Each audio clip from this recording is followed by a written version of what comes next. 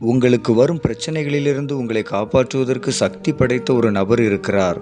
அவர் யார் தெரியுமா? நீங்கள்தான். அதேபோல் உங்களை அழிப்பதற்கு சக்தி படைத்த ஒருவர் இருக்கிறார். அவர் யார் தெரியுமா? நீங்கள்தான்.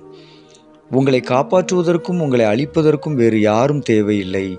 நம்முடைய மனதின் எண்ணங்களே போதும். எனவே தேவையில்லாமல் மற்றவர்களை குறை சொல்லி நேரத்தை வீணாக்காமல், உங்கள் சந்தோஷம், நிம்மதி இவைகள் உங்கள் எண்ணங்களாலே தோன்றி அந்த எண்ணங்களாலே மறைகின்றன என்பதை அறிந்து எதிலும் உணர்ச்சி வசப்படாமல் அமைதியாக கடந்து போக பழகுங்கள்.